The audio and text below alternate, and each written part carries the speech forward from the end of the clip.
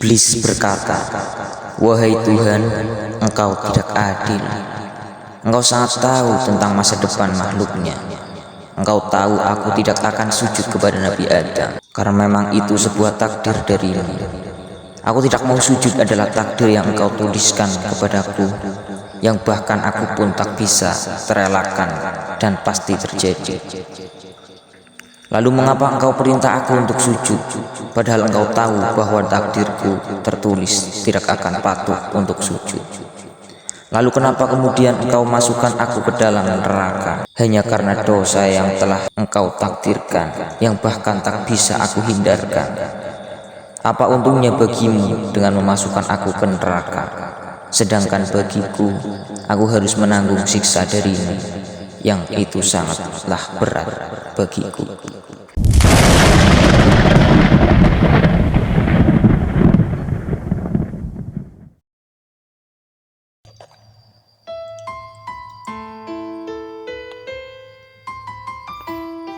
Bukankah kita hidup di dunia ini tak terlepas dari sebuah takdir yang telah Allah tuliskan? Kita hanya sebatas wayang, aktor dari dalang dan sutradara yang disebut sebagai Tuhan.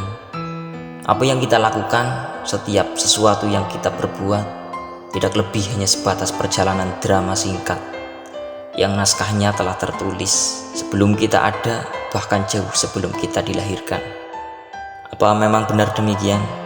Bila memang segala sesuatu yang terjadi, setiap perbuatan yang orang lakukan adalah sebuah takdir yang sudah tertulis sejak zaman azali, lalu kenapa manusia harus dihukum karena kesalahan dan kemaksiatannya? Padahal Allah lah yang telah menakdirkan perbuatan tersebut di Lauhul Mahfuz. Kenapa harus ada perintah dakwah padahal kafir adalah sebuah suratan takdir? Dan lantas mengapa juga manusia harus diminta pertanggungjawaban atas amal perbuatan yang telah ditakdirkan sampai ada surga dan neraka? Apa kalian juga pernah berpikir begitu? Jika iya, berarti cara berpikir kalian sama dengan cara berpikir iblis. Karena dikisahkan dalam kitab tafsir Al-Alusi juz 6 Shahifah 126, wa qad dzakara Rostani ay Muhammad bin Abdul Karim As-Sahrastani an sarihil anajil al-arba'ati surata munadharatin jarat bainal malaika wa bainal iblis ba'da hadhil hadisati ay ba'dal amri bisujud wa qad dzukirat fit Taurah. Dan disebutkan oleh Sahrastani, yaitu Muhammad bin Abdul Karim As-Sahrastani, murid dari Imam Al-Ghazali, di dalam menjelaskan keterangan dalam 4 kitab Injil berupa perdebatan yang terjadi antara malaikat dengan iblis setelah terjadinya perintah untuk bersujud kepada Nabi Adam. Dan keterangan ini juga dimuat di dalam kitab Taurat.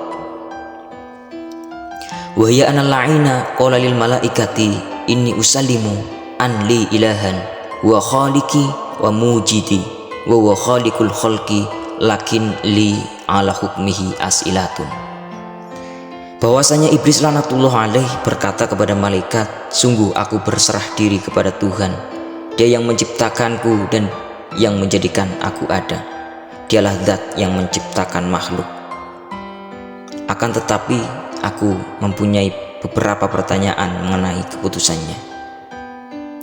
Ma al-hikmatu fil khalqi la siyaman wa qad kana aliman anal kafiro la yastaujibu inda khalqihi ilan nar." Apa hikmah dalam sebuah penciptaan? Apa hikmahnya menciptakan makhluk, apalagi menciptakan seorang yang kafir? Yang jelas Allah pasti sudah tahu bahwa konsekuensi orang yang kafir tidak ada tempat lain melainkan pasti akan masuk ke dalam neraka. Ma al-faidatu fi taklif ma annahu la ya'udu ilaihi minhu nafa'un wala dararun wa kullu ma ya'udu ilal mukallafin fahuwa qadirun ala tahsilihi lahum min ghairi wasitati taklif. Apa faidah dari perintah? Buat apa memerintah makhluk yang dimana perbuatannya tidak bisa memberi manfaat dan madarat kepada Tuhannya?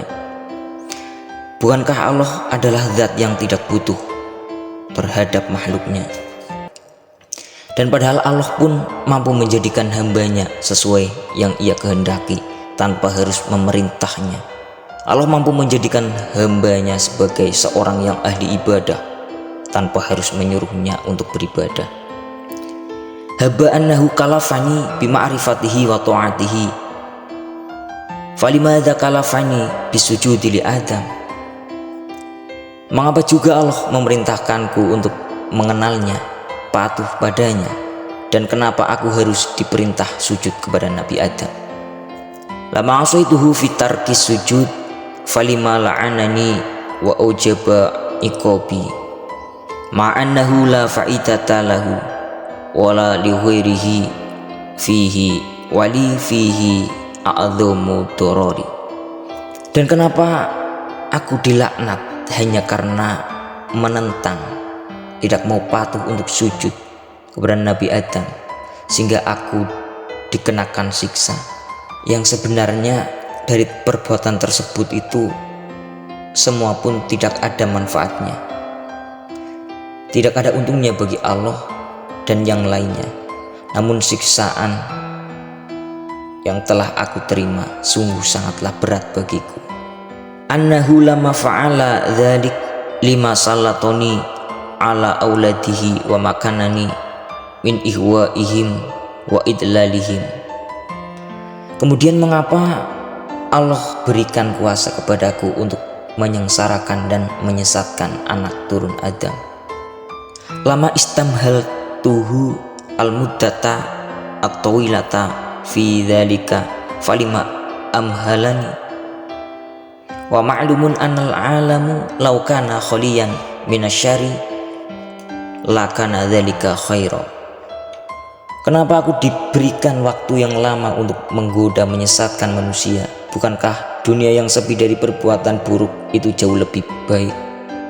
Qala sarihul anajil fa uhiya Allahu ta'ala ilaihi min syaradikil uzmati wal kibriyai ya iblis anta ma araftani walau araftani la alimta annahu la i'taradu alayya fi syai'in min af'ali fa inni ana Allahu la ilaha illa anna la us'alu amma af'alu. Dikatakan kemudian Allah memberi wahyu kepada iblis dari tempat keagungannya. Hai iblis, kamu tidak mengenalku. Andaikan kamu mengenalku, kamu pasti akan tahu bahwasanya tidak akan ada yang keberatan terhadap perbuatanku di dalam segala sesuatu. Karena aku adalah Allah. Tidak ada Tuhan kecuali aku. Tidak ada yang bisa dipertanyakan dari apa yang aku lakukan. Mungkin sebagian dari Anda ada yang sudah tergiring oleh opininya iblis dan menganggap bahwa Allah tidak lagi maha adil. Tapi tunggu dulu, apakah kemaksiatan iblis adalah sebuah takdir, skenario Allah yang sengaja dibuat untuk menghancurkan iblis? Baiklah, ayo kita bahas tentang takdir. Berbicara soal takdir berarti berbicara dalam hal keimanan, karena rukun iman yang keenam adalah percaya kepada qada dan qadar, percaya kepada takdir Allah. Hal yang menarik bahwa sebenarnya qada adalah ilmu Tuhan, menyangkut segala sesuatu yang terjadi atau yang akan terjadi sesuai dengan rincian dan waktunya. Allah tahu semuanya, tapi qada tidak punya pengaruh kepada orang itu. Dan adapun qadar adalah ukuran atau ketetapan Allah. Maka ta'rif dari qada adalah Allah itu zat yang sangat mengetahui, termasuk mengetahui nasib kita, ahli surga atau ahli neraka. Huwa a'lamu bina, huwa a'lamu bikum, alimu bidzati sudur. Kebanyakan seseorang berkesimpulan salah. Jika Allah menakdirkan aku minum alkohol, siapa yang salah? Allah lah, masa aku? Itu adalah sebuah kesimpulan yang salah. Ini adalah pertanyaan yang sangat menjebak, pertanyaan yang sangat sensitif. Untuk mempermudah pemahaman, akan aku hadirkan beberapa contoh. Misalkan ada seorang guru yang mengajar di sekolahan dalam satu kelas dan akan diadakan ujian. Karena seorang guru tersebut sangat paham kepada siswanya, maka sebelum ujian dimulai, guru sudah memprediksi siswa-siswanya. Siswa ini akan keluar kelas pertama kali, siswa ini akan naik kelas, siswa ini akan gagal dan tinggal kelas. Dan setelah ujian selesai, ternyata benar prediksi gurunya menjadi kenyataan.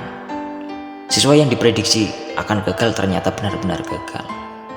Siswa yang diprediksi akan naik kelas ternyata benar naik kelas.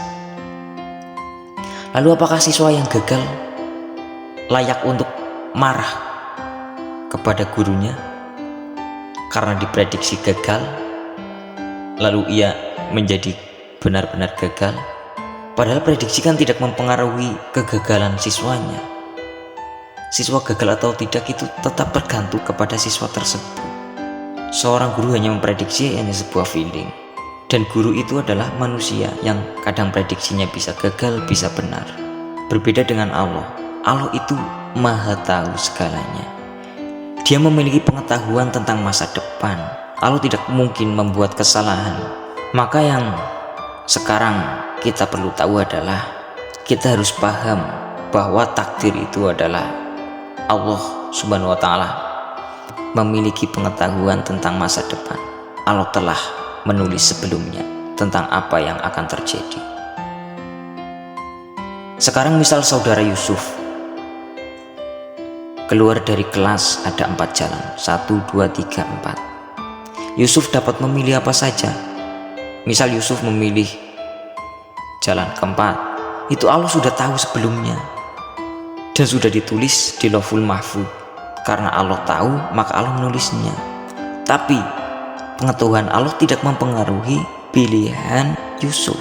Yusuf terserah memilih yang mana. Allah sudah menuliskan akan memilih 4, jadi Yusuf memilih 4. Konsepnya bukan seperti itu. Tapi konsepnya adalah Yusuf berhak memilih yang mana saja. Namun Allah sudah tahu bahwa Yusuf akan memilih yang mana. Maka dari itu Allah sudah menuliskan jauh sebelum hal itu terjadi. Lalu misal Yusuf jalan lagi, ketemu perempatan A, B, C, D. Kemudian Yusuf memilih jalan B. Maka Allah pun tahu dan menuliskan saudara Yusuf sampai di perempatan yang kedua akan memilih jalan yang B. Siapa yang membuat pilihan? Yusuf. Tapi Allah memiliki pengetahuan tentang masa depan. Setelah kamu lulus sekolah, kamu bisa jadi dokter, bisa jadi insinyur, kamu bisa memilih untuk menjadi pilot atau mungkin perampok. Pilihan ada pada dirimu. Misal Anda memilih menjadi perampok, mohon maaf ini ya, cuma contoh. Siapa yang melakukan pilihan? Kamu atau Allah? Kamulah. Cuma Allah mengetahui sebelumnya bahwa orang ini akan memilih menjadi perampok. Jadi Allah menulis terlebih dahulu saudara Yusuf.